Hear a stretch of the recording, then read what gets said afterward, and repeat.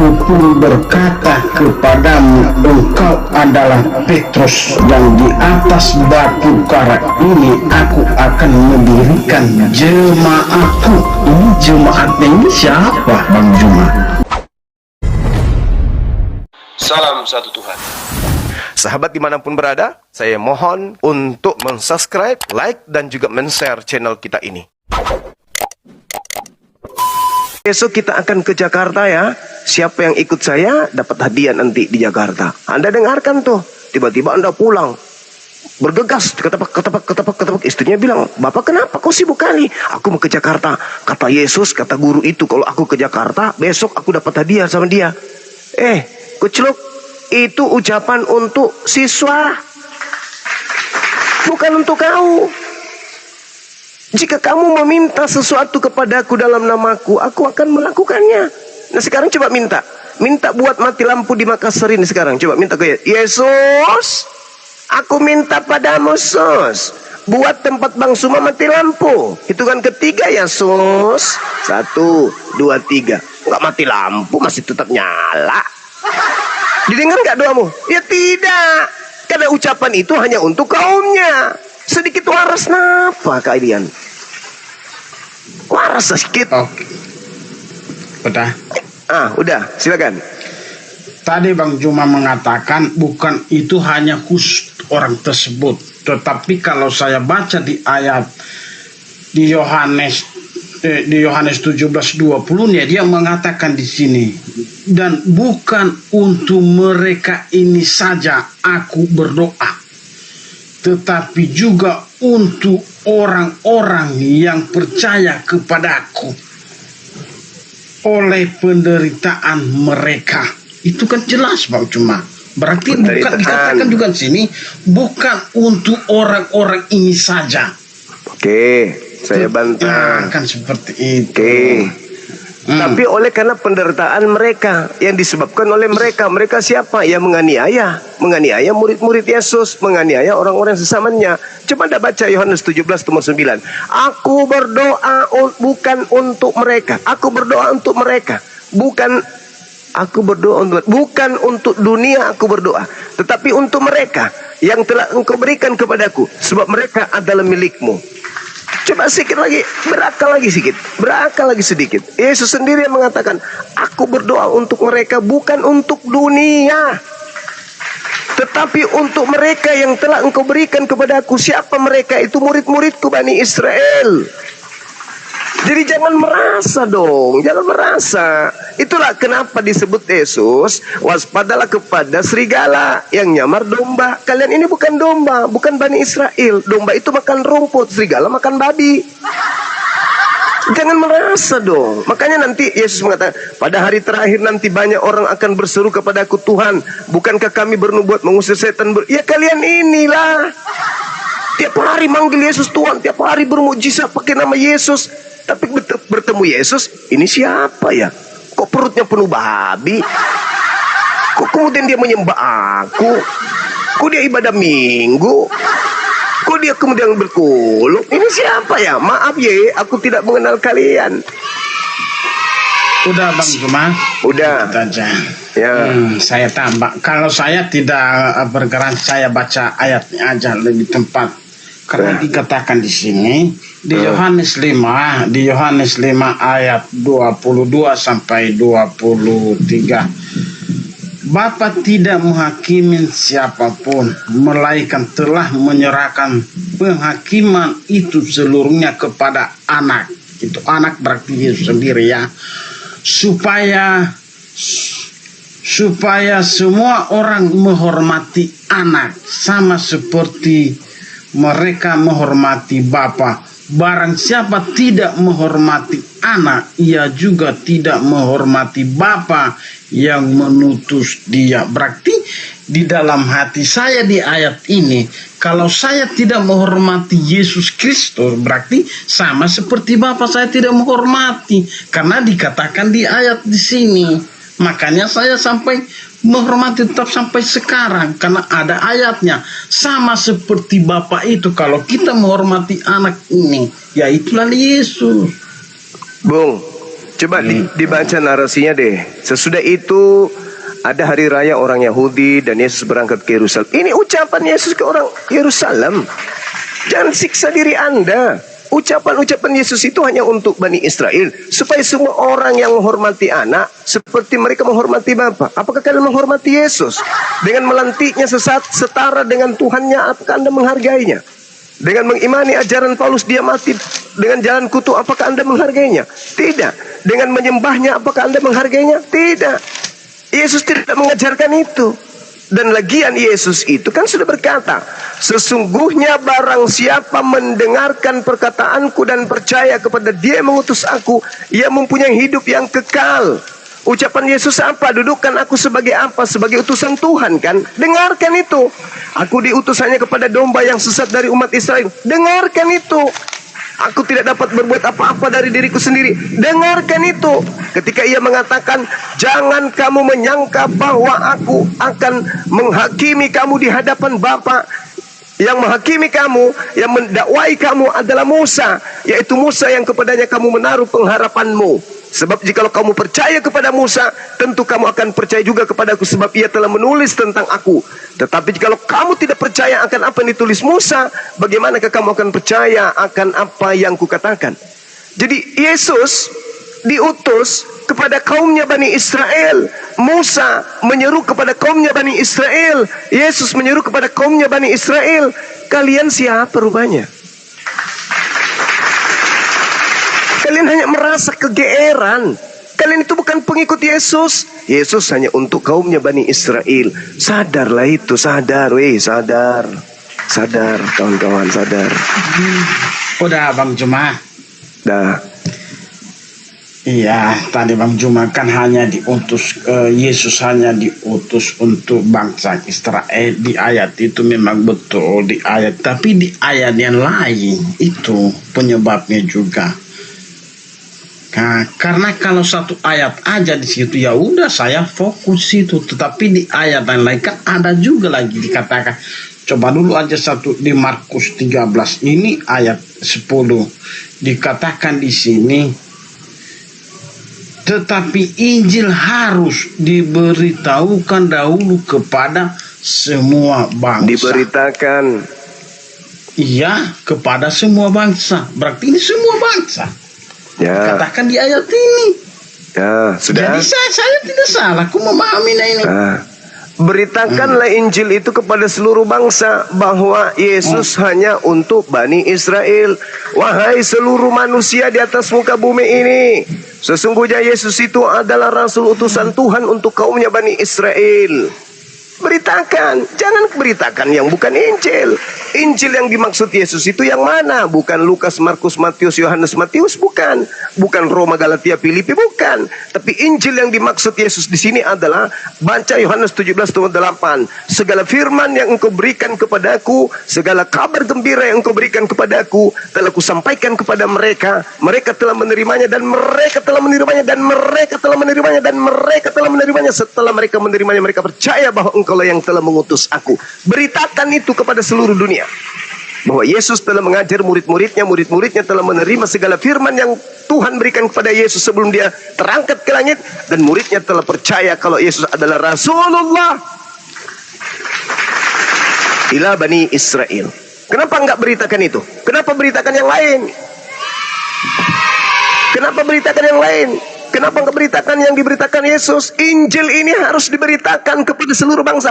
Jangan kau pikir kitab kanonik yang harus diberitakan. Jangan kau pikir 13 kitab-kitab Paulus itu yang harus diberitakan. Bukan. Injil itu adalah kabar baik, Evangelion, yang Yesus terima dari Bapa untuk diserahkan kepada Bani Israel melalui lisan beliau. Firman yang kau dengar dari mulutku bukan dari aku, tetapi dari Bapa yang telah mengutus aku. Mana firman Yesus untuk orang Indonesia? Ada? Iya, udah. Ada. Udah Bang Juma. Silakan. Ya itulah tadi kan pemahaman Bang Juma kan seperti itu. Tetapi saya baca dulu di Matius 28 ayat 18 sampai 21. Karena menyangkut di dalam hidup saya sampai sekarang. Yesus mendekati mereka dan berkata, Kepadaku telah diberikan segala kuasa di surga dan di bumi. Karena itu, pergilah jadikan semua bangsa muridku dan baptislah mereka di dalam nama Bapa dan Putra dan Roh Kudus, dan ajarkanlah mereka segala sesuatu yang telah kuperintahkan kepadamu, dan ketahuilah aku menyertai kamu senantiasa sampai pada akhir zaman. Pada saat saya dibaptis, dikatakan di situ di dalam nama Bapa dan Putra dan Roh Kudus. Berarti ini perkataan Yesus. Oke. Jadi saya tidak bisa menolak. Oke, dengarkan baik-baik. Sebelum Anda sampai ke Matius 28, mundur dulu satu langkah ke Matius 27. Keesokan harinya, yaitu sesudah hari persiapan, datanglah imam-imam kepala dan orang-orang Farisi bersama-sama menghadapi Pilatus. Dan mereka berkata, "Tuan, kami ingat bahwa si penyesat ini yang keluar dari kubur ini, itu sewaktu hidupnya ia berkata, sesudah 3 hari aku akan bangkit. Karena itu, perintahkanlah untuk menjaga kubur itu sampai hari yang ketiga. Jikalau tidak, murid-muridnya mungkin bisa saja datang untuk mencuri mayatnya." Setelah mereka mencuri mayatnya, lalu mengatakan kepada masyarakat bahwa mayat tadi telah bangkit di antara orang mati, padahal mereka mencurinya, sehingga penyesatan yang terakhir akan lebih buruk akibatnya daripada yang pertama. Coba, saya ulang lagi. Mana tahu murid-muridnya datang mencuri mayatnya, lalu memberitakan kabar bohong, kabar burung, penipuan kepada masyarakat bahwa guru kami itu bangkit pada hari ketiga loh. Sehingga penyesatan yang terakhir akan lebih buruk akibatnya daripada yang pertama. Terbukti kan? Hilang mayat itu kan? Setelah mayat itu hilang, penyesatan terjadi. Tiba-tiba saja Matius 28 keluar dari kubur. "Kepadaku telah diberikan segala kuasa di surga dan di bumi. Karena itu pergilah jadikanlah seluruh bangsa muridku, dan baptislah mereka dalam nama Bapa dan Roh Kudus, dan ajarlah mereka melakukan segala sesuatu yang telah diperintahkan kepadamu. Dan ketahuilah aku menyertai ente sampai kepada akhir zaman." Pertanyaannya kan sudah sangat jelas. Yesus mengatakan bahwasanya tidak lama lagi aku berkata-kata dengan kau, sebab penguasa dunia telah datang. Siapa penguasa dunia itu? Yang keluar dari kubur. "Berwaspadalah kepada penyesat yang datang kepadamu memakai namaku dan berkata, akulah dia." Makanya ketika dikatakan dalam Matius 22, Markus 13 yang Anda baca tadi, di situ Yesus mengatakan apa? "Akan datang banyak penyesat memakai namaku dan berkata, akulah dia. Mereka akan menyesatkan banyak orang." Apa yang terjadi setelahnya? Datanglah penyesat itu, salah satunya yang keluar dari kubur, memakai nama dia, lalu kemudian menjerat orang-orang, mengatakan, "Pergilah ke seluruh dunia, jadikanlah seluruh bangsa menjadi muridku." Sejak kapan Yesus mengajarkan itu? Coba kita lihat Yohanes 17:8. "Segala firman yang engkau berikan kepadaku telah aku sampaikan kepada mereka." Telah aku sampaikan. Ada enggak segala firman itu diantaranya mengatakan pergilah ke seluruh dunia? Ada enggak? Tidak ada. Berarti ketika Yesus mengatakan waspadalah kepada penyesat yang datang kepadamu memakai namaku, yang keluar dari kubur itulah yang dimaksud. Keluar dari kubur memakai namanya, akulah Yesus. Apa buktinya? Saya ingin tahu, ada nggak satu murid Yesus yang menunggu detik-detik kebangkitan Yesus dari kubur? Ada nggak? Selain orang-orang jahat. Coba, orang-orang jahat ini menunggu kebangkitan. Kita lihat, keesokan harinya, sesudah hari persiapan, datanglah imam-imam kepala. Orang jahat itu kan, yang membuat kesaksian palsu untuk untuk membunuh Yesus. Orang-orang Farisi. Mereka ini orang-orang Farisi, orang jahat kan, yang melakukan tipu muslihat untuk menyalib Yesus. Dan mereka berkata kepada Pilatus, "Tuan, kami ingat karena memang Yesus hanya memberikan apa? Tanda kepada angkatan jahat untuk bangkit pada hari ketiga. Tuan, kami ingat." Ya memang kau ingat, tapi murid-muridnya ada nggak yang ingat? Enggak. Kenapa? Karena keluar dari kubur itu adalah tanda untuk orang jahat. Maka mereka semua, imam-imam kepala, orang-orang Farisi, mahkamah agama, ingat kalau si penyesat ini maksud mereka akan bangkit pada hari ketiga. Makanya mereka ke kubur menunggu. Sedangkan itu tanda angkatan, sabar, Matius 12:38 sampai 40. Angkatan jahat ini minta tanda dan tidak akan diberikan satu tanda kepada mereka selain tanda Yunus, yaitu 3 hari 3 malam dalam perut bumi. Nah, diberikan tanda itu, apa dia katakan? Kami ingat loh bahwa si penyesat itu sewaktu hidupnya berkata, aku akan keluar dari kubur, akan bangkit pada hari ketiga. Makanya mereka berbondong-bondong orang jahat ini menunggu di kuburan. Ada enggak murid Yesus menunggu di kuburan? Menunggu detik-detik gurunya hadir, bangkit kembali? Enggak ada. Makanya ketika Anda mengatakan Matius 28, berarti Anda adalah angkatan jahat. Karena Anda terima itu.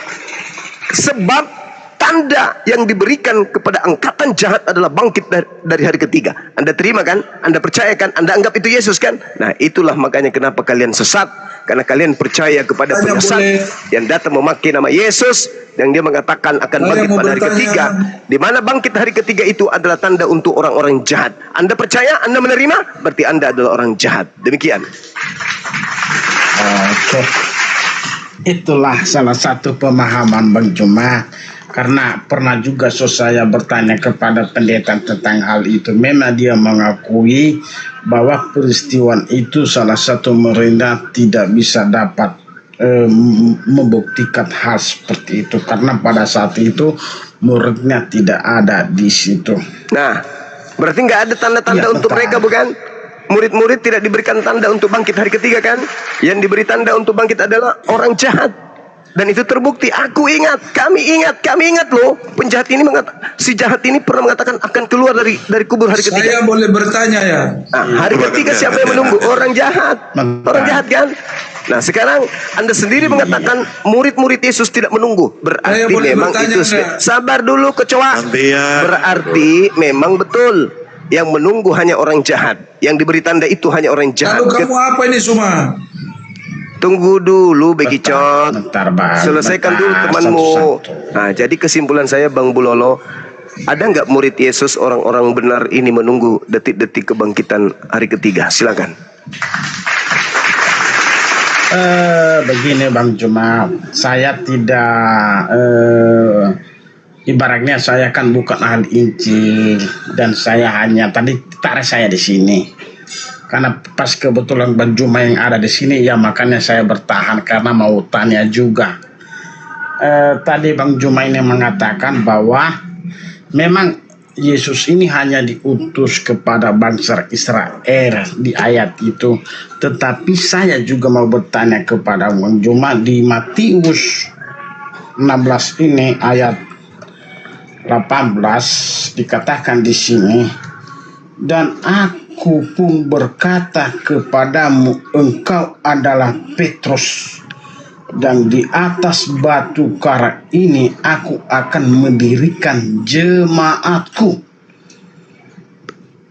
dan Alap maupun tidak akan mengusirnya. Ini jemaatnya ini siapa Bang Juma? Bani Israel. Bentar dulu. Kalau bentar. Bagi Israel kan sudah dibawa ya salah satu Musa. Kan Yesus Musa yang membawa bangsa Israel. Di sinilah dikatakan. Sekarang dari tadi kan saya tidak berkenan, saya hanya membaca ayat-ayat tersebut gitu. Bung. Karena Bang Juma ini mengatakan kan Yesus ini kan tidak mengenal Kristen dan masih banyak kan selalu naik aku kalau lagi buka Bang Juma ini. Makanya saya bertanya, dikatakan di sini, aku akan mendirikan jemaatku. Jemaat ini siapa? Bani Israel. Dan aku berkata kepadamu, sabar, engkau adalah Petrus, ya. Dan di atas batu karang ini aku akan mendirikan jemaatku, dan alam maut tidak akan menguasainya. Ini untuk murid-murid Yesus. Kepadamu akan kuberikan kunci kerajaan surga. Ini untuk Bani Israel. Ini untuk murid-muridnya. Ingat Bung, adapun kalian yang di luar Bani Israel, itu yang datang, yang penyesat itu mengaku Yesus. Aku diutus hanya kepada domba yang sesat dari umat Israel. Itu yang asli. Pergilah ke seluruh dunia, jadikan seluruh bangsa menjadi muridku. Itu yang palsu. Nah, kalian ini posisinya di mana? Posisi kalian itu adalah percaya kepada kebangkitan. Sekali lagi, Fungsi kebangkitan hari ketiga itu adalah untuk menyesatkan. Ingat Matius 27 tadi. Matius 27 tadi mengatakan bahwa jika sampai itu terjadi, ada kebangkitan, ada berita bangkit pada hari ketiga, penyesatan yang terakhir, kebangkitan ini akan lebih buruk akibatnya daripada yang pertama. Penyesatan pertama itu yang mana? Ketika kemudian Adam terkecoh oleh iblis. Penyesatan yang kedua yang mana? Ketika kemudian yang keluar dari kubur itu disangka Yesus. Maka seluruh dunia diajarkan untuk menyembah kepada yang keluar dari kubur. Padahal itu adalah penyesatan yang jauh lebih buruk. Apa akibatnya? Orang-orang meninggalkan Tuhan yang Maha Suci, menuju kepada makhluk yang keluar dari kubur ini itu dituhankan. Mereka menduakan Tuhan. Mereka menjadi musyrikin. Mereka mengatakan itu adalah inkarnasi Tuhan. Mereka mengatakan Tuhan langit dan bumi yang bukan manusia dan bukan manusia menjadi daging. Saya bicara dulu. Sabar dulu, kocok bekicot. Sabar. Tahan Lucifernya, tahan. Tahan saudara. Ya bawa ini. Saya simpulkan. Lebih mantap. Saya simpulkan Bu. Yesus mengatakan kepada Bani Israel, angkatan jahat minta tanda, dan tidak diberikan tanda kepada angkatan jahat, melainkan anak manusia keluar dari kubur pada hari ketiga. Lalu kemudian Yesus bicara sembarang, tidak ada di firman itu. Matius 12 nomor 38 sampai 40. Angkatan jahat ini minta tanda dan tidak akan diberikan tanda selain tanda Yunus, sebab Yunus 3 hari 3 malam di perut ikan, demikian juga anak manusia berada dalam perut bumi 3 hari 3 malam. Artinya hari ketiga dia akan bangkit, dan itu diberikan untuk orang jahat. Kemudian Anda harus tahu Bani Israel terbagi menjadi 2 kelompok dalam pandangannya terhadap Yesus. Satu yang percaya, satu kelompoknya menolak, yaitu antikristus. Antikristus inilah yang menghantarkan kemudian terjadi penyaliban. Ketika dia menyalib yang mereka katakan Yesus, maka Tuhan mengatakan apa? Dia harus menjadikan musuh-musuh Yesus tunduk di bawah kaki Yesus. Maka Petrus berkhotbah, orang-orang Israel seluruhnya harus tahu dengan pasti bahwa Yesus yang kau salibkan, Allah telah membuatnya menjadi Tuhan dan Kristus. Untuk siapa yang disalib ini menjadi Tuhan? Untuk siapa yang disalib ini? Sabar dulu, kecoa bekicot, sabar. Untuk siapa yang disalib ini dibuat menjadi Tuhan oleh Tuhannya Yahudi? Untuk orang jahat. Jadi kalau Anda menuhankan yang keluar dari kubur ini, berarti Anda jatuh dalam keadaan angkatan jahat, orang-orang jahat, pengikut orang jahat. Karena Yesus memang menubuatkan. 10 detik. Yesus memang mengatakan di dalam Matius 23 nomor 15, celakalah engkau wahai orang Farisi. Engkau menjelajahi daratan, menyeberangi lautan, mentobatkan orang di luar Bani Israel, menjadi pengikutmu, menjadi orang neraka yang 2 kali lebih jahat daripada engkau sendiri. Siapakah orang di luar Bani Israel menjadi pengikut orang Farisi? Kristen. Bagaimana keadaan mereka? Mereka menjadi orang neraka yang 2 kali lebih jahat daripada orang Farisi itu sendiri. Kenapa mereka menjadi orang neraka? Karena mereka melantik makhluk kuburan setara sehakikat dengan pencipta langit dan bumi yang maha suci lagi maha tinggi. Paham kau sampai sini? Paham? Paham enggak? Udah Bang Cuma. Itu punya pernyataan apa? Bagaimana orang bisa? Diam dulu bekicot, diam. Udah bentar ya, saya jawabnya satu aja. Tadi Bang Cuma. Paham kau Sony? Sony paham? Saya turunkan kalau enggak tertib. Gantian Sony. Kamu seperti orang. Diam dulu kau. Enggak ada yang bicara sama kamu. Silakan Bang Bululu. Iya, bentar. Tadi Bang Jumat itu mengatakan kalau kita berdoa kepada Yesus. Diam dulu Sony, orang lagi ngomong, harga yang lain. Sudah turunkan dulu.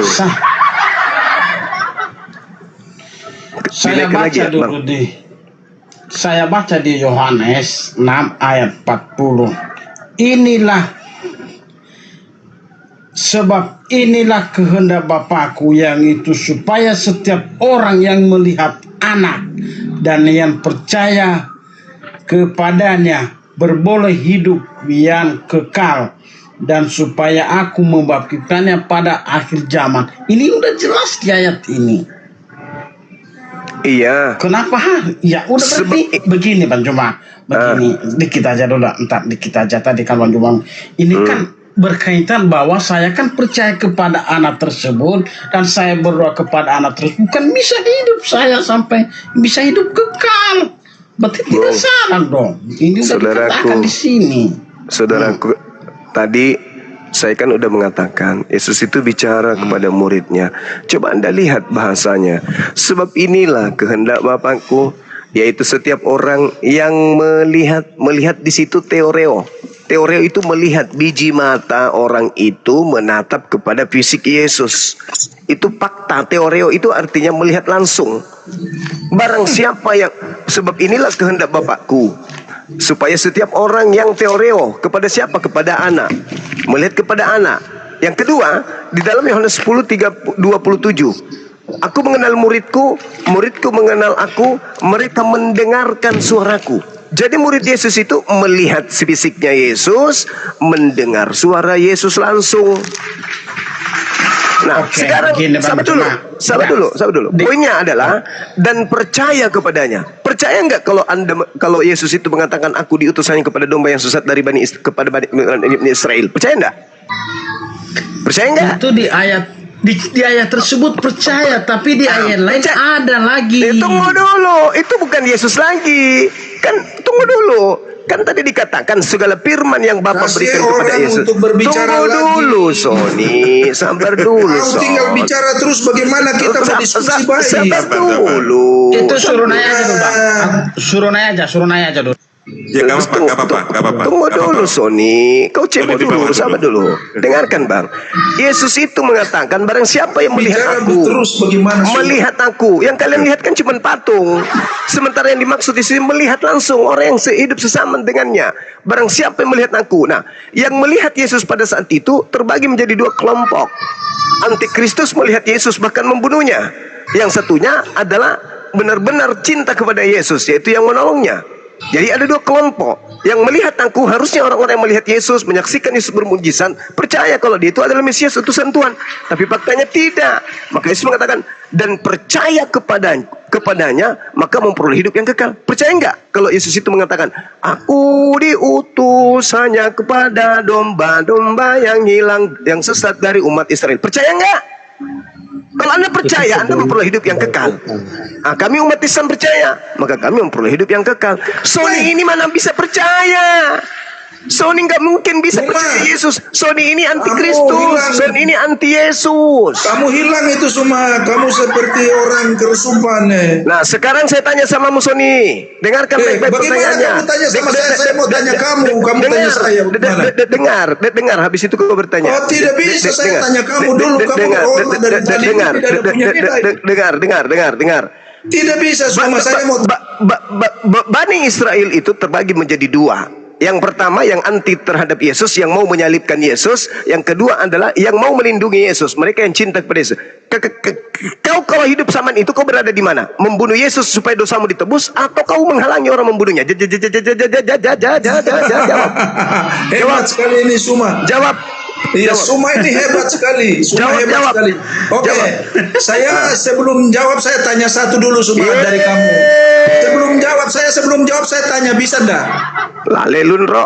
Bisa tidak ini saya tanya masuk, kamu jangkrik, masuk. Boleh ya? Ya cepat, aku mau sholat. Oke. Oke, saya permisi dulu, saya sholat dulu, teman-teman. Saudara Sony, saya ibadah dulu. Cuma saya tanya kamu punya berat badan. Habis ini jangan kemana-mana. Coba saya tanya kamu dulu. Yang pasti bahu kiri sampai bahu kananku itu panjangnya sepanjang 5 liter. Titik. Oke? Intinya saya ibadah dulu. Silakan diambil alih Adinda Ardiansa. Assalamualaikum warahmatullahi wabarakatuh. Yang pasti pertanyaan saya kepada Sony, tolong kamu jawab. Andai saja kau hidup sesama Yesus, kau berada di mana?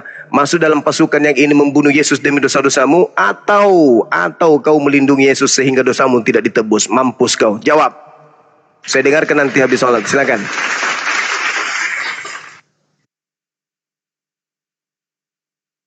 Assalamualaikum semuanya, Ustaz Arif, Bunda Rahma, Bang Baal. Waalaikumsalam warahmatullahi wabarakatuh. Assalamualaikum warahmatullahi wabarakatuh, Bang Adi.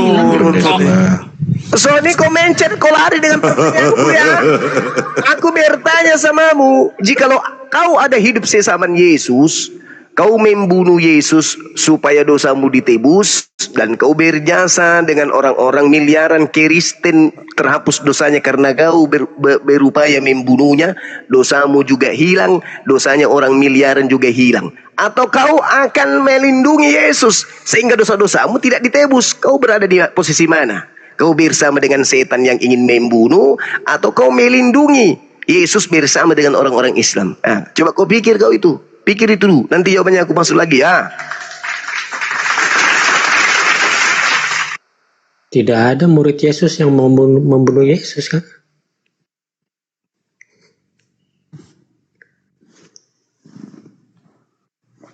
Murid Yesus, iya murid Yesus. Tapi Sony kan bukan murid Yesus, dia kan anti Yesus, Bang. Gimana sih? Sholat dulu aku.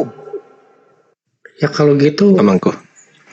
Menurut logikanya Bang Zuma, 2,6 miliar Kristen itu Bani Israel semua atau gimana? Dimaksud Bang Zuma.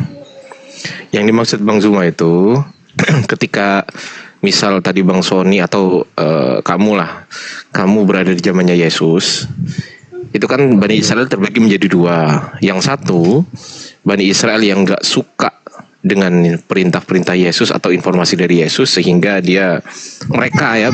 mereka berusaha untuk membunuh Yesus. Bani Israel yang kedua adalah yaitu murid-murid Yesus yang tidak ingin Yesus mati dibunuh.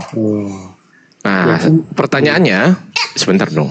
Pertanyaannya, kalau abang hidup pada abad pertama waktu itu, abang mau ikut yang mana? Bani Israel yang mana? Misal saat itu berada di pihak mana gitu loh? Ya aku di pihak murid Yesus yang tidak menghalangi penyaliban itu.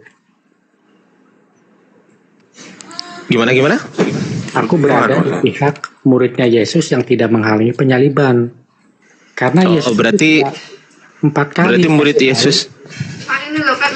Lalu kalau begitu, apa fungsi Yesus menyuruh murid-muridnya untuk menjual baju-bajunya mereka untuk membeli pedang? Fungsinya apa itu? Nggak tahu Bang, nggak ada penjelasan. Ya untuk menentang mereka yang menentang Yesus gitu loh. Iya berarti murid-murid Yesus dan juga Yesus berusaha mempertahankan diri gitu loh. Masa nggak ngerti gitu aja sih? Loh, orang pengawal imam besar kan yang dipotong kupingnya itu disembuhkan sama Yesus juga. Iya, tapi pertanyaannya itu dipotong pakai apa? Pedang, iya. Pedang. Siapa yang suruh beli pedang? Ya. Ayo. Ya kalau memang itu benar. Iya. Siapa yang suruh beli pedang? Coba saya tanya. Yesus. Nah, ya oke, diam dulu kau Dismas. Oke, Yesus ya. Anak gembala sepakat ya. Bukan untuk perang-perang. Iya, nah kau turun dulu berisik. Oke, lanjut ya anak gembala ya. Jadi Yesus yang nyuruh beli ya, betul ya? Iya betul. Ya. Fungsinya? Nah itu nggak tahu. Untuk nebang rumput. Untuk nebang rumput. Hah? Karena kalau fungsinya itu untuk berperang gitu. Iya, untuk nebang rumput. Saya tanya dulu, untuk nebang rumput nggak itu? Nggak ada penjelasannya Bang, nggak tahu. Loh ada penjelasannya. Coba baca ayatnya, coba baca ayatnya. Coba aja.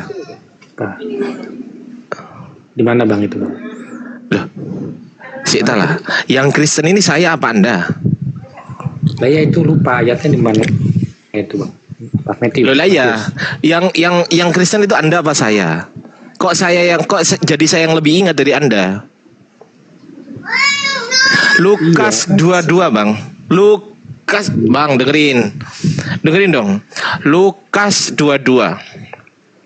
Dibaca. Mau satu perikop? Lukas 22. Mau satu perikop? Iya tuh. Boleh. Oke, baca dari 24 sampai dengan 238. Sorry, 38. 24 sampai 38. Kak boleh menekan gitu. Silakan. Device-nya cuma satu deh Bang. Innalillahi wa inna ilaihi raji'un. Ya kan itu memang nggak dijelaskan kenapa pedang itu untuk apa. Ya Allah, ya Rabb. Kan nggak ada penjelasan. Ada Bang, ada. Kalau itu untuk berperang, kenapa Yesus menyembuhkan telinga pengawal imam besar itu? Ada bang. Aduh, ada bang. Bentar, anakku lama aja bentar.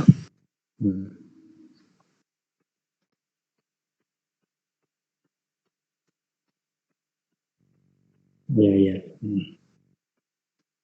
Murid-murid Yesus, siapakah yang dapat dianggap terbesar di antara mereka? Yesus berkata kepada mereka, raja-raja bangsa-bangsa memerintah rakyat mereka, dan orang-orang yang menjalankan kuasa atas mereka disebut pelindung-pelindung. Tetapi kamu tidaklah demikian, melainkan yang terbesar di antara kamu hendaklah menjadi sebagian yang paling muda, dan pemimpin sebagai pelayan. Sebab siapakah yang lebih besar, yang duduk makan atau yang melayani? Bukankah dia yang duduk makan? Tetapi aku ada di tengah-tengah kamu sebagai pelayan. Kamulah yang tetap tinggal bersama-sama dengan aku dalam segala perjumpaan yang aku alami, dan aku menentukan hak-hak kerajaan bagi kamu, sama seperti Bapakku menentukannya bagiku. Yesus juga ditentukan Bapaknya, ternyata tentukan Tuhan, berarti Yesus bukan Tuhan. Bahwa kamu akan makan dan minum semeja dengan aku di dalam kerajaanku, dan kamu akan duduk di atas takhta yang menghakimi ke-12 suku Israel. Tuh, dengarkan baik-baik. Simon, lihat, iblis telah menuntut untuk menampi kamu seperti gandum. Tetapi aku telah berdoa untuk engkau supaya imanmu jangan gugur, dan engkau, jikalau engkau sudah insaf, kuatkanlah saudara-saudaramu. Jawab Petrus, Tuhan, aku bersedia masuk penjara dan mati bersama-sama dengan engkau. Tetapi Yesus berkata, aku berkata kepadamu Petrus, hari ini ayam tidak akan berkokok sebelum engkau 3 kali menyangkal bahwa engkau mengenal aku. Lalu ia berkata kepada mereka, ketika aku mengutus kamu dengan tiada membawa pundi-pundi bekal dan kasut, adakah kamu kekurangan apa-apa? Jawab mereka, sesuatu pun tidak, katanya kepada mereka. Tetapi sekarang ini, siapa yang mempunyai pundi-pundi, hendaklah ia membawanya. Demikian juga yang mempunyai bekal, dan siapa yang tidak mempunyai, hendaklah ia menjual jubahnya dan membeli pedang. Sebab aku berkata kepadamu bahwa nas kitab suci ini harus digenapi padaku. Ia akan terhitung di antara pemberontak. Sebab apa yang tertulis tentang aku sedang digenapi. Kata mereka, Tuhan, ini 2 pedang. Jawabnya, sudah cukup. Oke, betul? Lalu di ayat-ayat setelahnya di situ, Yesus ditangkap nggak? Didatengin nggak oleh? Iya, didatengin kan oleh orang Romawi, betul? Oleh prajurit Romawi. Bukan prajurit Romawi, Bang. Itu pengawal imam besar. Iya, pengawal imam besar. Oke. Beda. Udah? Ya. Ya sudahlah. Oke ya. Oke. Terus kemudian siapa yang diserang pedang itu? Ya itu pengawal itu. Ya, pengawal diserang pedang. Ya. Sehingga telinga kanannya terputus. Pertanyaan saya, untuk apa pedangnya itu? Yang tadi dibeli untuk apa ternyata? Untuk memutus telinga itu. Iya, fungsinya memutus telinga itu apa fungsinya? Membela diri. Tepuk tangan saudara-saudara. Ternyata Yesus dan murid-murid Yesus membela Yesus supaya tidak ditangkap, betul? Kan betul? Nggak berhasil kan? Betul atau salah? Jawab dulu. Betul atau salah? Pembelaan dirinya itu nggak berhasil. Jawab dulu, betul atau salah? Jawab dulu pertanyaan saya. Ya.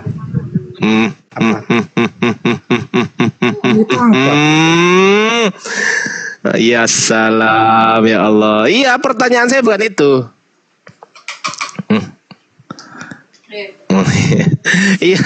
Iya, pertanyaan saya bukan itu. Pertanyaan saya untuk sabar. Iya, Nabi saya berperang untuk membela diri, betul. Betul, memang harus. Jadi seorang muslim yang waras. Enggak ada kayak gitu, Bang. Enggak ada, Bang. Jangan emosi lah. Santai dulu. Santai dulu, Bang. Sabar gitu loh. Oke. Iya. Sabar. Bisa sabar? Bisa? Oke, kita lanjut kalau begitu. Berarti anak gembala mengakui bahwasanya Yesus dan murid-murid Yesus berusaha untuk membela diri di hadapan mereka, betul, yang mau menangkap Yesus, betul? Murid-muridnya, Bang. Murid-muridnya. Iya, murid-muridnya dan Yesus juga. Yesus malah yang menyuruh membeli pedang. Gimana sih? Kan yang menyerang murid-muridnya yang menyerang. Iya, kan fungsinya kan ya untuk membela diri kan. Anda tadi ngomong untuk membela diri kan. Anda yang ngomong loh, bukan saya loh. Ya, oke, terus. Iya apa enggak? Iya. Ya betul. Iya apa enggak? Dijawab dulu, iya atau tidak? Jawab dulu. Ya, sepertinya memang itu untuk membela diri. Iya. Oke, membela diri. Baik. Kalau memang itu untuk membela diri, iya, baik. Kalau itu memang untuk membela diri, berarti Yesus dan murid-murid Yesus tidak berkenan untuk ditangkap oleh mereka, gitu loh. Paham nggak maksudnya? Paham nggak? Ya. Dijawab dulu, paham atau tidak? Loh. Ya, kalau misalnya Innalillahi wa inna ilaihi kalau raji'un. tidak berkenan, kenapa Yesus menyembuhkan kupingnya itu kalau tidak berkenan? Gimana? Kan gitu. Ya, kalau misalnya kalau Yesus tidak berkenan ditangkap, kenapa Yesus menyembuhkan kuping pengawal itu? Ya itu namanya mujizat kan? Apa yang salah dengan mujizat? Enggak ada masalah kan? Ya kenapa disembuhkan gitu loh? Oh, berarti kenapa disuruh beli pedang? Iya, kenapa disuruh beli pedang? Ayo, kalau emang nggak mau, apakah Tuhan sekarang saya tanya, kalau Yesus itu tahu akan yang terjadi di depannya, kenapa Yesus malah menyuruh membeli pedang sehingga digunakan oleh murid-muridnya untuk menyabet telinganya tuh? Kalau Yesus itu Tuhan, dia akan tahu tuh, oh, ini nanti kalau aku beli pedang ini pasti disabet ke telinganya mereka ini, kan gitu kan? Betul nggak? Betul nggak? Bisa juga pedang itu untuk jawab dulu dong. Betul atau tidak? Kalau Yesus itu Tuhan, Yesus pasti sudah tahu pedang itu digunakan untuk menyabet telinganya, betul atau tidak? Kalau Anda bertanya begitu ke saya balik sekarang bertanyanya. Ya kalau memang Yesus itu tahu, ngapain nyuruh beli pedang? Ayo. Perjanjian baru tidak mengatakan. Loh ya sudah, berarti Yesus bukan Tuhan kalau begitu. Ya selesai, berarti Yesus tidak maha tahu, betul? Iya, kami menuhankan Yesus. Iya, Yesus maha tahu nggak? Ya tidak tertulis di situ kalau Yesus. Iya, berarti tidak maha tahu ya. Berarti tidak maha tahu, sepakat kita. Ini ada buktinya nih. Yesus nggak maha tahu kan? Berarti kan ketika Yesus menyuruh membeli pedang, apakah Yesus berpikiran bahwasanya nanti murid-muridku akan menebas telinga dari prajurit-prajurit imam besar tuh? Pikiran gitu gak Yesus? Ya. Kalau dia Tuhan, pasti dong, namanya aja Tuhan kan gitu. Tapi yang terjadi apa? Enggak kan? Kan bisa buat membunuh babi, bisa juga. Lah, mana ditulis membunuh babi botol? Di mana di situ ada membunuh babi? Bisa juga kan? Di mana di situ tertulis untuk membunuh babi? Hei, loh, kan sebelumnya Yesus pernah membunuh babi tuh disuruh. Di mana tertulis di situ? Di Lukas 22 di mana tertulis membunuh babi? Pedangnya digunakan untuk membunuh babi di mana, Dinda? Iya, itu poin aku, Bang. Kan tidak. Saya nggak tanya poinmu. Saya nggak tanya poinmu. Saya bertanya di mana di Lukas 22 tertulis untuk membunuh babi di mana? Ya kan tidak tertulis juga itu untuk. Iya, kalau nggak tertulis ngapain diomongkan, Dinda? Ya jadi gunanya itu pedang itu apa gitu? Ya kan untuk membela diri kan Anda yang ngomong kok, bukan saya kok. Motivasinya apa untuk membela? Yang ngomong Anda, ngomong Anda untuk membela diri, betul? Iya, itu murid. Saya tanya sekarang. Saya tanya, itu menurut Anda loh. Sekarang saya tanya, untuk membela diri dari apa? Membela diri dari mungkin binatang buas juga bisa. Loh, innalillahi wa inna ilaihi raji'un. Di mana di situ tertulis binatang buas? Kuplak. Ya kan kalau berhadapan dengan jangan menghina. Udah kau diam. Ya udah Sony aja kau diam aja lah. Udah. Dah poinnya udah ngeles dah. Oke, sekarang Sony, silakan Dinda Sony. Tadi dijawab pertanyaannya Bang Zuma. Silakan. Saya belum juga bertanya. Aku bertanya. Enggak, dijawab dulu pertanyaan Bang Zuma tadi. Dijawab dulu. Silakan jawab dulu Sony. Seandainya Dijawab kau hidup dulu. di zaman Ulang Yesus dulu itu. pertanyaan dia. Saya sudah tidak copy, habis putus tadi internet. Silakan diulang Bang Ardi. Oke, Aduh. saya ulang ya. Saya ulang. Ketika Anda berada pada zamannya Yesus, itu kan ada dua kelompok dari Bani Israel. Kelompok pertama adalah yang berusaha untuk menyalibkan Yesus. Kelompok yang kedua itu berusaha untuk melindungi Yesus, yaitu para murid-muridnya di situ. Nah, pertanyaannya Bang Zuma tadi, kalau Anda hidup di zaman itu, Anda mau memilih kelompok di mana? Di kelompok murid-murid Yesus atau di kelompok musuhnya Yesus? Jawab. Anak kecil juga tahu harus bersama Kristus itu di kelompok itu. Di mana? Di kelompok apa? Iya, para murid Yesus. Oke, berarti kesimpulannya para murid Yesus tidak ingin Yesus disalibkan, betul? Betul? Memang nggak bisa balik lagi. Yesus sudah memberitakan 4 kali kematiannya Bukan untuk itu para murid, pertanyaannya. jadi mereka Bukan percaya. itu. Bukan itu pertanyaannya. Pertanyaannya bukan itu. Pertanyaannya adalah kalau Anda berada di kelompoknya murid-murid Yesus. Sekarang pertanyaan saya, murid Yesus ada berapa? Iya, sesuai firman katakannya 12, ada Oke, yang 12. 500, ada yang 12. sekian Kita ratus. bahas yang 12 dulu ya. Kita bahas yang Iya. 12 dulu ya. Dari ke-12 itu siapakah yang berkhianat? Ya, kalau kamu tahu tinggal jawab aja kan. Pertanyaan simpel dijawab, silakan.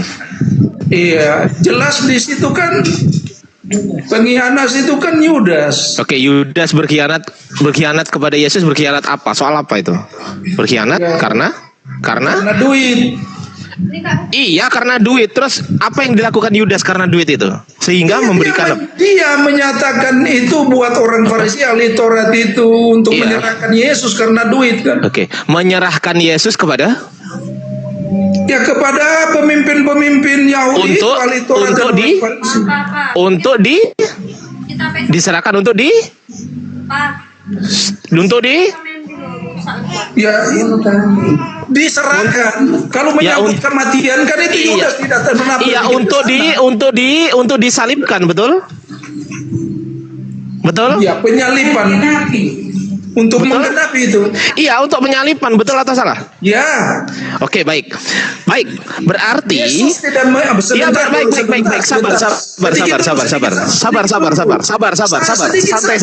Sedikit dulu. Santai. Saya lanjut dulu ya. Saya lanjut dulu. Sabar. Saya lanjut. Yudas tidak menghendaki Anda untuk Yesus disalib. Begitu lanjut. Sabar. Santai dulu. Ada dari 12 murid Yesus. Yang satu ini berkhianat kepada Yesus, betul? Yang selainnya berarti yang 11 tidak berkhianat, betul? Sudah yang tahu di Iya, dalam santai dulu, betul? Berarti yang 11 ini tidak berkhianat. Pertanyaan saya, ketika Yudas berkhianat untuk mengkhianati Yesus, maka Yudas membocorkan lokasi Yesus kepada para imam-imam besar, kemudian segera dicomot untuk segera disalibkan, betul nggak? Betul nggak? Iya, betul atau tidak? Jawab dulu. Gitu. Jawab betul atau tidak? Iya. Oke, stop. Oke, kalau memang betul, Anda mengimani penyalipan ini, betul? Sangat mengimani. Oke, dan yang Anda imani ini hasil daripada khianat daripada Yudas, betul? Khianat daripada Yudas. Saya Ya, mengkhianati stop Yudas. dulu. Oke, santai. Baik. Kalau begitu, kalau Anda berada di posisi murid Yesus, Anda berada di posisi 11 murid Yesus atau berada di posisi Yudas? Yang mana? Saya tidak berada di siapa-siapa. Saya berada di Yudas. Saya berada di murid-muridnya Yesus. Anda ketawa kayak orang kesurupan. Saya ulang. Saya ulang. Tidak ada yang bisa diketahui. Saya ulang. Kita ulang lagi. Mabuk aja. Sabar. Kita ulang lagi. Sabar, santai. Kita ulang lagi ya. Kalau Anda ada di posisi murid-murid Yesus, tadi kan Anda mengatakan, oh saya pasti berada di posisi murid-murid Yesus. Oke, baik, kita ikutin. Kalau Anda berada di posisi murid-murid Yesus, apakah Anda akan berada di posisi 11 murid Yesus yang tidak akan menyerahkan Yesus untuk disalibkan? Atau berada di posisi Yudas untuk menyerahkan Yesus supaya disalibkan? Jawab. Yesus, di 11 murid Yesus. Berarti Anda tidak ingin Yesus disalibkan, betul? Ya jelas. Oke. Berarti sudah selesai. Ada lucu di situ ya? Selesai. Lucu apanya di Sabar. situ? Santai. Ada lucu di situ kan, Sabar. Iya, sabar. Berarti Anda berada di 11 murid Yesus yang tidak ingin menyalibkan Yesus. Yang satu ini karena faktor uang, oke lah, kita memang ada itu 30 keping perak. Karena faktor uang itu, kesimpulan akhirnya dia berkhianat untuk menyerahkan Yesus supaya disalibkan, betul? Dan hasil daripada khianat dari Yudas Anda imani, betul? Betul? Hasil daripada pengkhianatan Yudas saya imani. Tidak pernah. Khianatnya, bukan berkatanya, khianatnya. Saya tidak pernah mengimani bahwa Yudas punya pengkhianat itu membenarkan penyaliban. Saya tidak pernah. Loh, jadi yang menyerahkan untuk disalibkan itu yang 11 murid atau yang Yudas? Yang mana? Jelas di sana terjadi penyaliban ketika bukan itu pertanyaan saya. Pertanyaan saya bukan itu. Pertanyaan saya bukan itu. Pertanyaan saya ulangi lagi. Jadi yang soal penyaliban ini itu karena ke-11 murid yang membela Yesus atau satu murid yaitu Yudas yang menyerahkan Yesus? Yang mana penyaliban terjadi? Yudas. Dan itu Anda imani? Buat apa saya mengimani itu? Itu kejahatan itu ya, saya mengimani iblis bagaimana? Berarti ada penyaliban, ada kejahatan, betul? Penyaliban itu bagian daripada nubuat yang kalau ukuran manusia itu kejahatan. Kejahatan bukan? Penyaliban itu nubuat.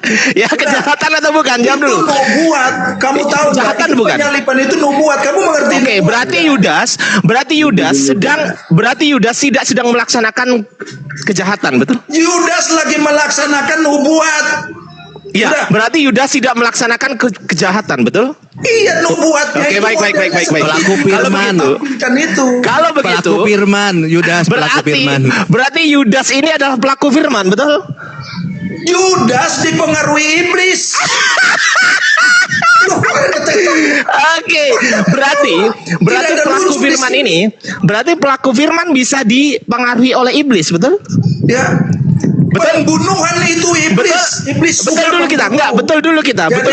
Pelaku firman, sabar.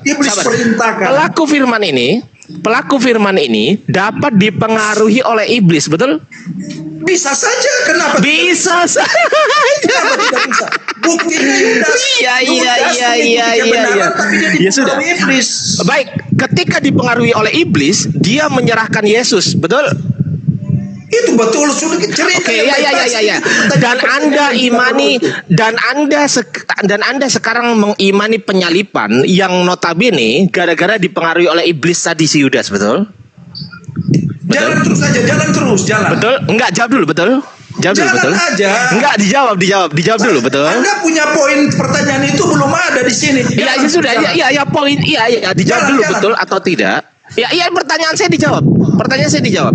Anda sekarang mengimani penyaliban hasil daripada bisikan iblis kepada Yudas, betul? Penyaliban itu nubuat. Duh. Jadi kejahatan apa bukan ini penyaliban ini? Iya, kronologisnya seperti yang terjadi dalam diri Yudas ya, itu kejahatan atau bukan? Enggak, saya tanya, penyaliban ini sebuah kejahatan atau bukan? Penyaliban itu hukuman dari kejahatan bukan? Kejahatan ya, bagian daripada kejahatan penyaliban. Oke, baik. Berarti penyaliban bagian dari kejahatan, betul? Itu hukuman bagi orang. Iya, kejahatan. Anda mengatakan barusan bagian daripada kejahatan, betul? Iya. Oke, baik, santai. Kalau begitu, Anda sedang mengimani bagian daripada kejahatan, betul? Bagaimana saya mengimani? Jediar. Apa di situ? Berarti betul. Anda sedang mengimani bagian daripada kejahatan. Karena menurut Anda penyalipan Bagaimana saya adalah bagian daripada sabar. kejahatan? Loh, Anda mengimani penyalipan enggak? Lah penyalipan itu nubuat, tidak bisa. Bukan itu pertanyaan saya. Pertanyaan saya bukan itu. Anda mengimani penyalipan atau tidak? Itu pertanyaan saya. Jelas penyalipan sudah Oke, terjadi. jelas, baik. Dan Anda tadi mengatakan, Anda yang ngomong bukan saya. Anda mengatakan penyalipan bagian daripada kejahatan, betul? Penyalipan itu terjadi karena kita jahat, kita disalib. Itu hukuman Bukan itu. Tadi Anda nggak ngomong gitu. Enggak, tadi Ustadz Arif dengar nggak? Dia mengatakan, Ustadz Arif, teman-teman Muslim, Bang Baal. Bang Baal, kita berbuat sebentar. kejahatan, begitu. Sebentar. Tidak mungkin Tadi orang Bang Baal sama berbuat Ustadz Arif. kejahatan di Roma. Itu Sebentar. hukuman. Sebentar. Tadi Bang Baal sama Ustadz Arif dengar nggak dia mengatakan penyalipan bagian daripada kejahatan? Dengar nggak ngomong gitu dia tadi? Iya, dia betul. orang-orang yang berbuat jahat itu dia Enggak usah ke situ. Enggak, bukan itu. Ya, kesimpulan akhirnya Anda mengatakan penyalipan. Sabar. Kesimpulan akhirnya Anda mengatakan, Anda bukan saya, Anda mengatakan penyalipan adalah bagian daripada kejahatan. Itu keluar dari mulut Anda atau tidak? Loh, kok saya itu hukumannya salib. Loh, kok saya yang Anda ngomong? ngerti ke tidak? Oke, Kejahatan kita itu buka hukumnya YouTube-nya salib. Bang Zuma. Kita rekam ulang. Bang Zuma kan nge-live sekarang. Kita buka ya. Ustadz Arif dengar nggak tadi dia ngomong gitu, Ustadz Arif? Betul. Kejahatan itu hukumannya salib, mengerti enggak? Bukan itu. kalau Tadi Anda Anda katakan mengatakan. itu pikiran Anda, Tadi itu saya enggak. tidak- Tadi ini kita live ya, Bang Zuma Pikiran ya, Bang Anda Zuma. aja. Ya kita buktikan. Ini perkataan siapa? Zulkifli, sebentar. Zulkifli M Abbas, sebentar ya. Kita buka di sini. Sebentar ya. Zulkifli M Abbas official. Nah, ini kita dengarkan baik-baik teman-teman. Dia tadi ngomong apa?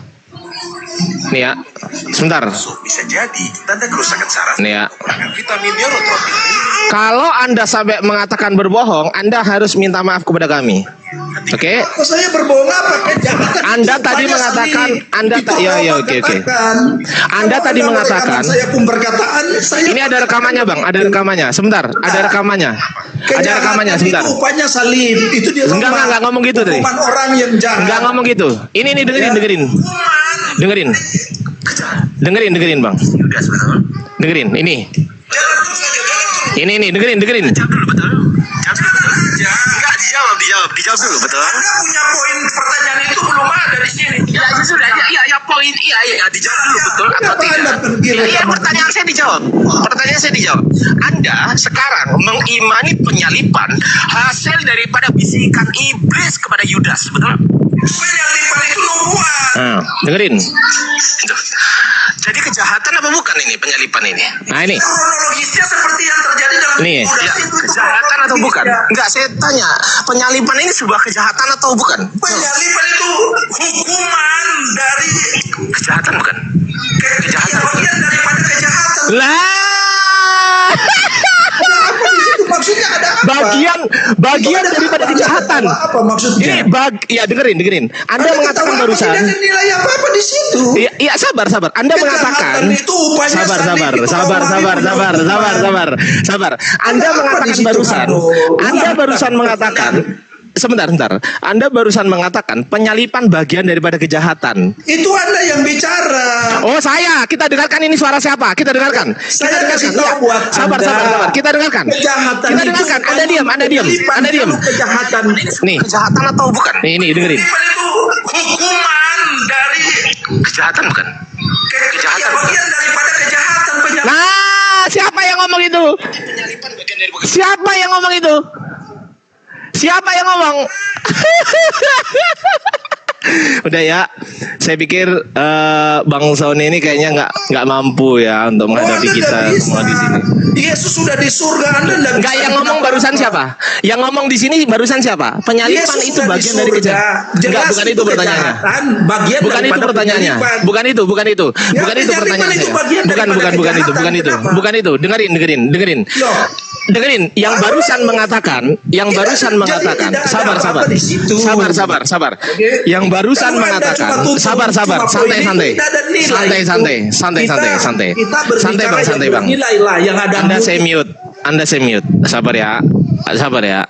Saya ulang pertanyaan saya lagi. Yang barusan mengatakan penyalipan bagian daripada kejahatan, Anda atau saya? Jawab. Anda atau saya? Jawab.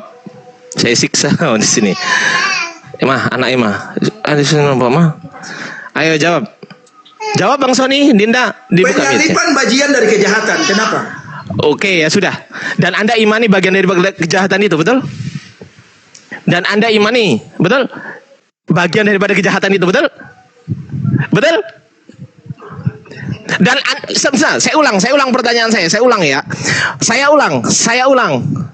Iya, saya ulang pertanyaan saya. Saya ulang pertanyaan saya. Ya, saya ulang. Penyalipan itu adalah kejahatan menurut Anda barusan. Pertanyaan saya, apakah Anda mengimani bagian daripada kejahatan ini? Jawab. Mengimani atau tidak? Jawab. Jawab, dibuka mute-nya, Dinda. Buka Dinda. Saya ulang. Saya mute lagi Anda. Sabar. Santai. Anda barusan mengatakan, ya sabar, santai. Anda mengatakan penyalipan adalah kejahatan. Pertanyaan saya, Anda mengimani kejahatan ini atau tidak? Mengimani kejahatan penyalipan ini atau tidak? Anda punya pertanyaan tidak perlu pertanyaan begitu. Udah selesai. Udah mentok ya Ustaz Arif ya. Kayaknya udah selesai. Kayaknya Ustaz Arif mentok ya. Teman-teman mentok ya, betul nggak? Betul nggak? Mentok ya. Iya mentok. Ya udah. Saya kembalikan kepada host Ustadz Arif karena di sini juga barusan azan Ustadz. Afwan ya. Gurunda Zuma kalau udah monitor monggo Gurunda. Afwan. Enggak, saya nggak berani sama Bang Evlogi ya. Ampun, saya takut saya. Takut saya. Kok takut sama aku? Iya takut lah, gimana nggak takut? Nanti aku dimakan lah sama kau kalau ada nggak ada giginya gitu kan. Iya takut saya. Udah. Oke teman-teman di bawah. Terima kasih sudah menonton ini dan juga ya di komennya Bang Zuma. Terima kasih. Jadi ada teman-teman Kristen tadi mengatakan penyalipan itu bagian daripada kejahatan menurut teman-teman Kristen sendiri. Teman-teman Muslim dengar ya. Terima kasih. Lanjut silakan Ustadz Arif dipegang ambil alih Bang Baal Gurunda Zuma silakan. Afan ya. Arfan ngenyek Ya, silakan anak remaja selamat siang. Waduh, Adianza di mana nih Bapak? Anak remaja selamat siang, Selamat siang semuanya ya. Selamat siang host.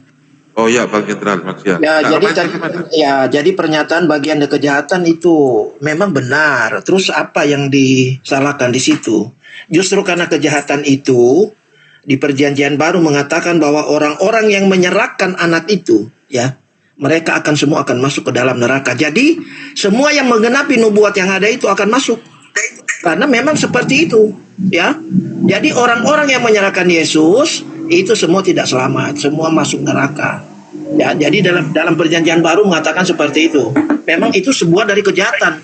Kalau memang tidak dari kejahatan, kenapa dia ada ayat mengatakan bahwa semua yang menyerahkan Yesus masuk neraka semua? Ya kan? Ya, bagaimana mungkin Bang hasil kejahatan menghasilkan kebaikan, menghasilkan keselamatan bagi Anda?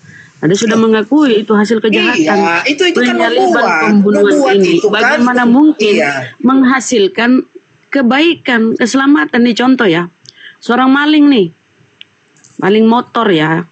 Anda menikmati motor ini padahal hasil maling. Itu kan nggak benar. Nah, iman Anda mengimani kematian Yesus di salib ini menghasilkan penebusan keselamatan Anda. Nyambung nggak? Ya nggak nyambung lah. Oke, jadi saya jawab dengan dia saya 53 ya. Dengar dulu. Sedikit lagi saya kasih dalil. Yohanes 8:44 apa kata Yesus? Iblis yang menjadi bapakmu, dia pembunuh manusia sejak semula.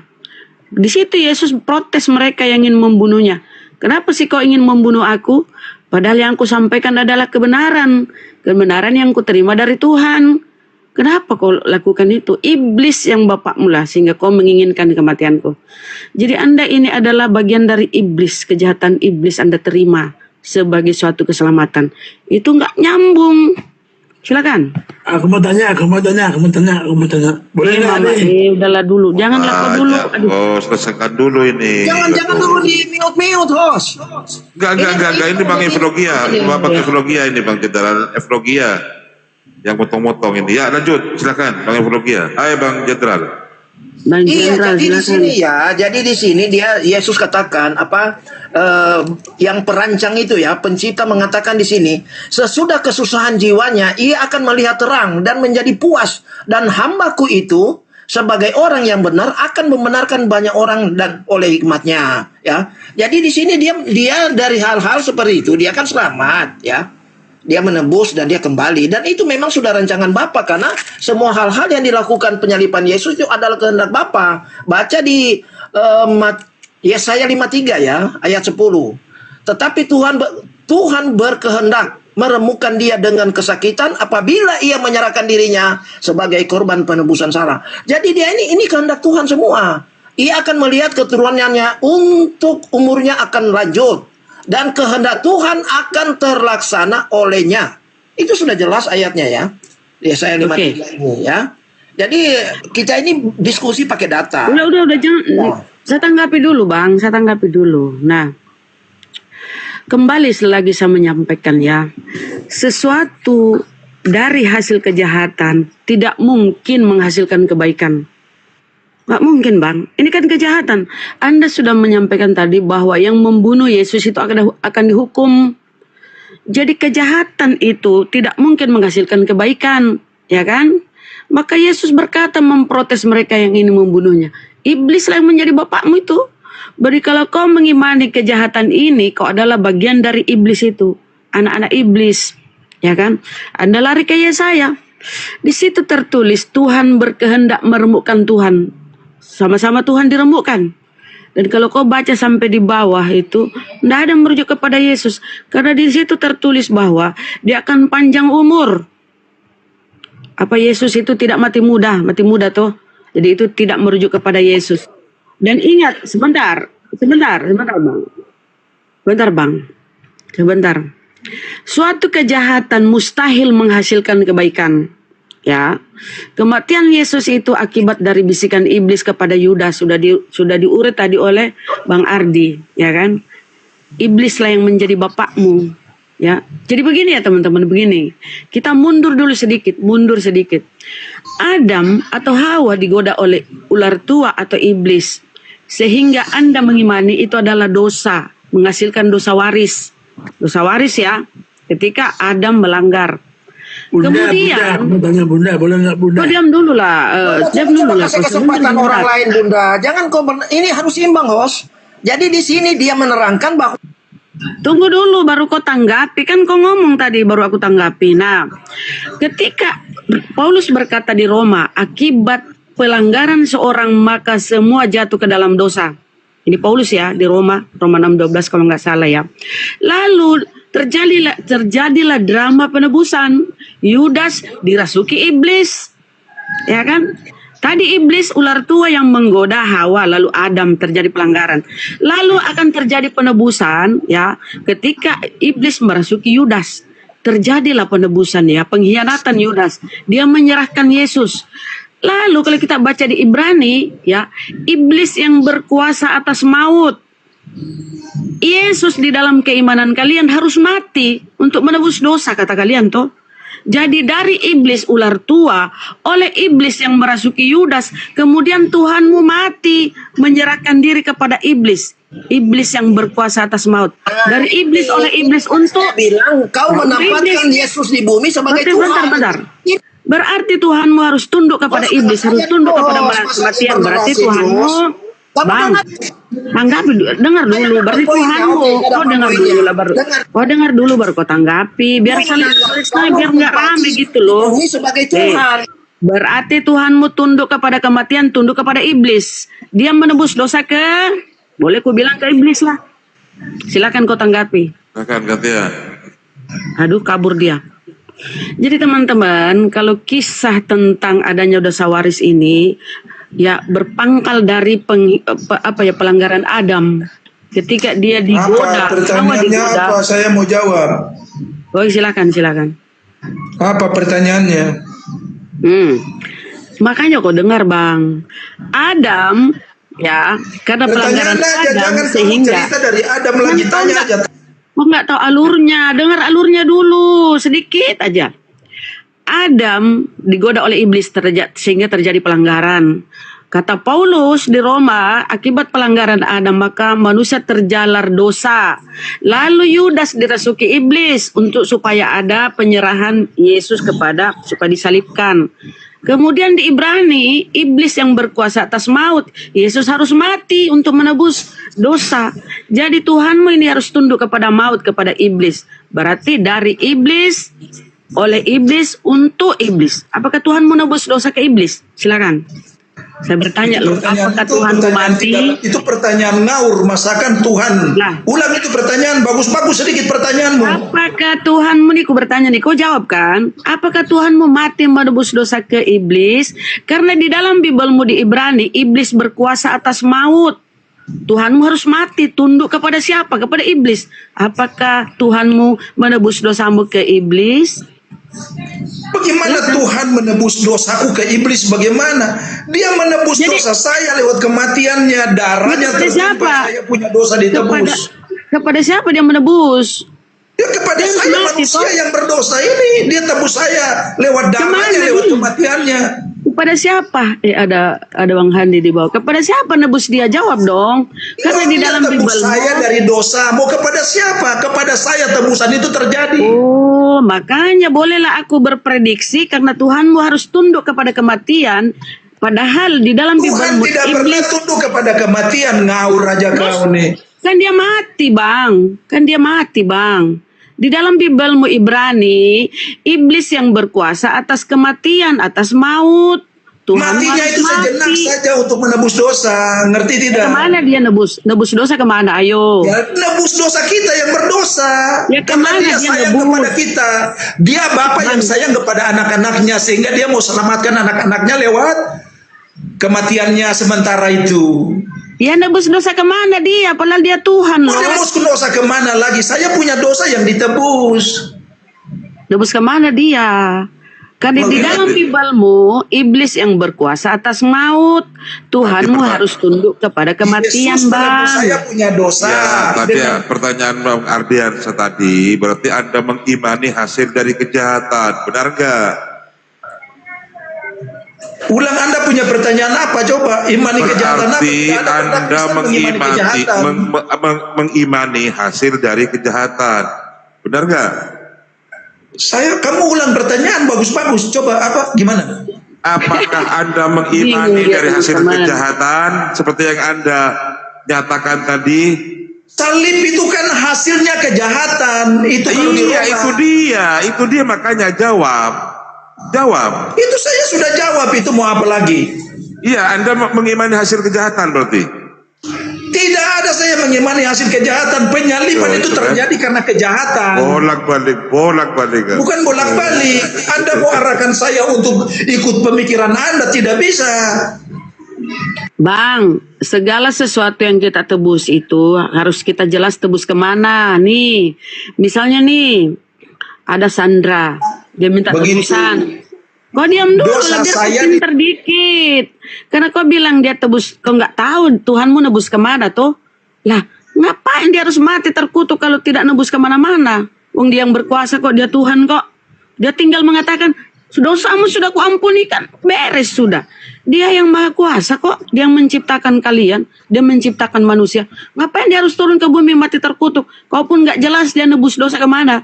Dalam Bibelmu iblis yang berkuasa atas maut. Saya mau jawab kamu nih. Ya. Tebus kemana Tuhan? Dosa itu cuma ditebus dengan darah, tidak bisa yang lain, saudara. Berarti Tuhanmu ini. Kalau Allah tidak jadi manusia, tidak dapat darah. Berarti Tuhanmu bunuh diri, harus jadi manusia Tuhan kemudian mati. Diri itu kesayangan, kasih sayang Tuhan terhadap ciptaannya. Mama kan bisa mengampuni. Kamu harus memiliki Tuhan seperti begitu supaya kamu selamat. Kenapa Tuhanmu itu turun ke bumi untuk bunuh diri, nebus dosa? Harus Tuhan kan maha kuasa bisa mengampuni. Terjadi hanya karena pertumpahan darah. Bang. Kejadian dosa di Taman Eden pertama kali itu darahnya Nah itulah dari Adam toh. Nah Bang, Tuhan itu maha pengampun gak? Gini aja, Sony, di sini jangan berdominasi, ada Kristen yang lain. Silakan Bang Westerling. Yesus itu menebus dosa ke siapa? Apa ke iblis? Apa ke bapaknya? Silakan. Ya oke. Saya jawab bukan dari pikiran saya, bukan analisa saya. Saya jawab berdasarkan Alkitab. Jawabannya sebenarnya ada di Yohanes 8 ayat 37 sampai ayat 47. Itu jawabannya. Dan perluan teman-teman mengerti. Sebentar Bunda Rama, repot. Saya turun saja kalau begini. Silakan lanjut. Kita sudah jelaskan, Anda yang terlalu penasaran sudah dijawab. Baca saja di yang gelisah kalau kita jawab. Iya, intinya dijawab. Siapa? Apalagi? Cuma saya sampaikan yang bernarasi bahwa Tuhan itu keluar dari meme, Tuhan itu berkolor. Ya, terserah kalian mau katakan. Nggak ada yang bahas keluar dari meme. Kita bahas Tuhanmu mati nebus kemana. Ini bicara apa? Dulu, bagaimana sih? Saya turun kalau begini.